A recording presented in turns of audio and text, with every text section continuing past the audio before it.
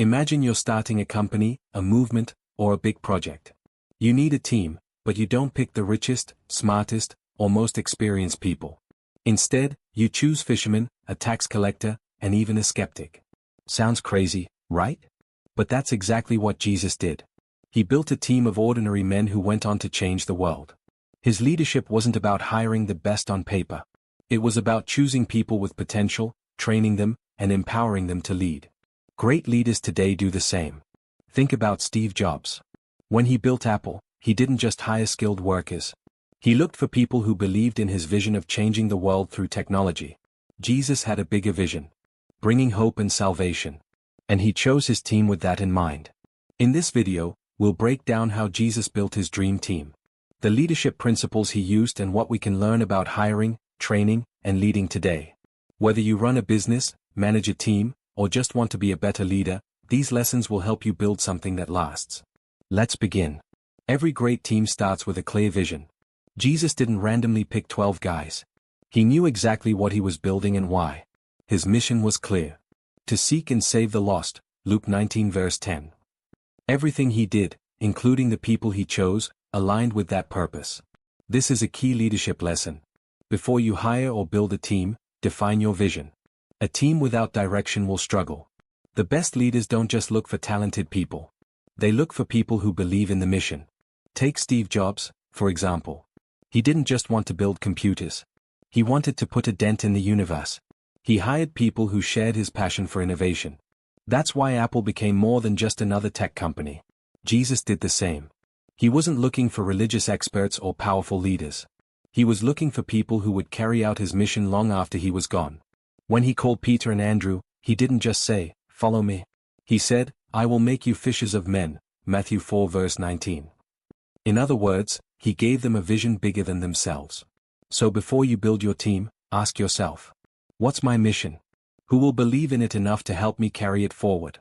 Because a team built on a shared vision will always be stronger than a team built on just talent alone. Most leaders, when building a team, look for the best resumes. The most educated, the most experienced, the most connected. But Jesus did the opposite. He didn't choose religious scholars, military leaders, or wealthy influencers. Instead, he picked fishermen, a tax collector, a zealot, and even a skeptic. At first glance, this group didn't look like world changers. But Jesus saw potential, not just credentials. Who did Jesus choose? Peter, James, and John. Fishermen. They weren't theologians, but they understood hard work, patience, and teamwork. Matthew. A tax collector. Hated by society, but skilled in money management and record keeping. Simon the Zealot. A revolutionary. He had passion and boldness, though it needed to be redirected. Thomas. A skeptic. He questioned things, but that meant he was thoughtful and analytical. Judas Iscariot. He handled the group's finances, showing that even leaders must sometimes take risks in hiring. Jesus knew that skills could be developed, but heart, dedication, and teachability mattered most. Companies like Google and Tesla have followed this same principle. They don't just hire based on degrees. They look for problem solvers, innovators, and people with a growth mindset. Elon Musk once said, "When looking for people to hire, look for people who have a track record of getting things done." That's exactly what Jesus did. He picked men who were action takers, not just talkers. Resumes don't tell the whole story. When building a team, look beyond qualifications. Character, work ethic, and adaptability are often better predictors of success than experience alone. Jesus saw greatness in ordinary people. As a leader, you should do the same. Recruiting the right people is just the beginning. A great leader doesn't just hire. He trains, mentors, and empowers his team. Jesus didn't expect his disciples to know everything on day one.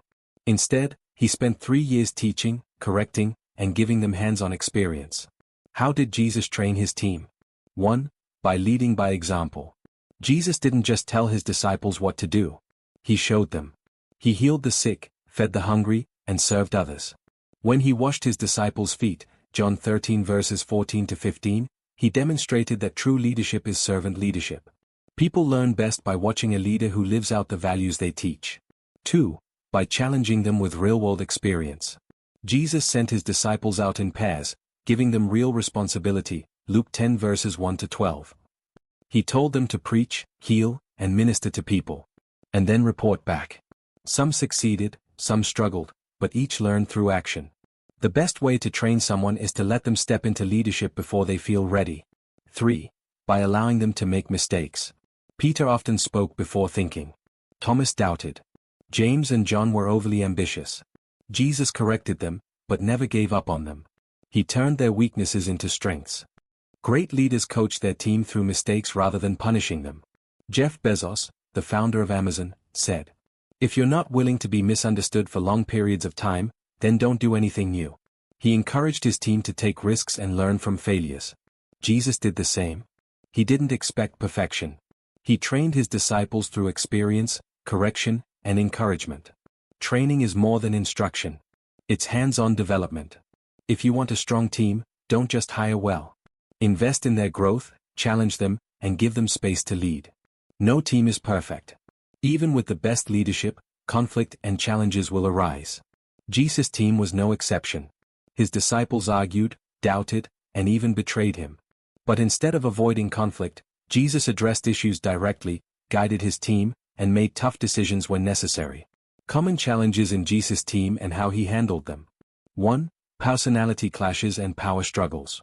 James and John once asked Jesus if they could sit at his right and left hand in his kingdom, Mark 10 verses 35 to 45. This upset the other disciples, causing division.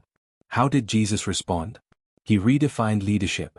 He said, "Whoever wants to be great must be a servant," Mark 10 verses 43 to 45. He shifted their mindset from power-seeking to servant leadership. When conflict arises, remind your team of the bigger mission and the values that unite them. 2. Dealing with doubt and failure. Thomas doubted Jesus' resurrection, John 20 verses 24 to 29. Instead of rebuking him harshly, Jesus gave him proof and strengthened his faith. Peter denied Jesus 3 times, but Jesus later restored and empowered him to lead, John 21 verses 15 to 17. Team members will doubt, struggle, and fail.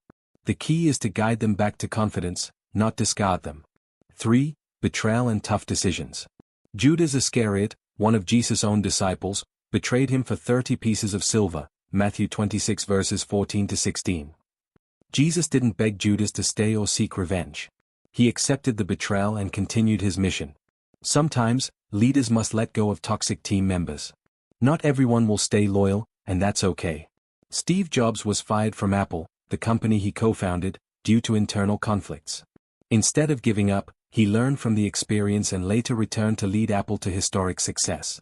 Every leader will face team conflict, failure, and even betrayal. But the best leaders handle it with wisdom, patience, and a focus on the bigger mission. Conflict is unavoidable, but how you handle it determines the strength of your team. Correct mistakes with grace, settle disputes with wisdom, and when necessary, make tough calls to protect the vision. A true leader's impact isn't measured by what they accomplish alone.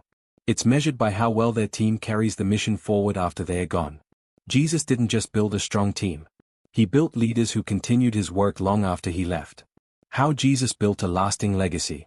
1. He prepared his team to lead without him. Jesus didn't create followers. He created leaders. Before leaving, he told them, "Go and make disciples of all nations," Matthew 28 verses 19 to 20. The disciples went on to spread his message across the world. A great leader's success is seen in how their team thrives without them. 2. He gave them a clear mission and tools to succeed. Jesus didn't just say, "Figure it out." He trained his disciples, gave them authority, and promised the Holy Spirit as their guide, John 14 verse 26. Because of this, Christianity didn't fade, it grew. A strong team isn't dependent on one leader. Great leaders empower others to lead. Walt Disney created an entertainment empire, but he trained and empowered his team to carry on his vision. Decades after his death, Disney remains one of the most influential brands in the world. Elon Musk and SpaceX. Musk isn't just building rockets. He's creating a team that can continue his mission even if he steps away. A true leader's success isn't in what they do. It's in what they leave behind. If you want to build something that lasts, don't just focus on today's success. Train, mentor, and equip your team to lead beyond you. Jesus' dream team didn't just succeed.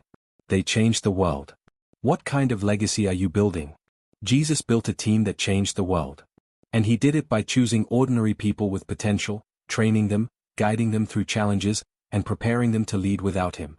Let's recap the key leadership lessons from Jesus' approach. Start with a clear vision. Your team must believe in the mission. Hire for potential, not just credentials. Skills can be taught, but character and passion matter most. Train and empower your team. Give them real responsibility and let them grow. Handle conflict with wisdom. Correct, guide, and sometimes make tough decisions. Build a lasting legacy. True leadership is about creating leaders. Great leadership isn't about power. It's about serving, teaching, and empowering others to carry the vision forward. Jesus did it with 12 ordinary men, and the impact is still felt 2,000 years later. What's the most important leadership lesson you've learned? Drop it in the comments. If you found this valuable, like, subscribe, and share for more insights on leadership and team building. Now go build your dream team. One that lasts.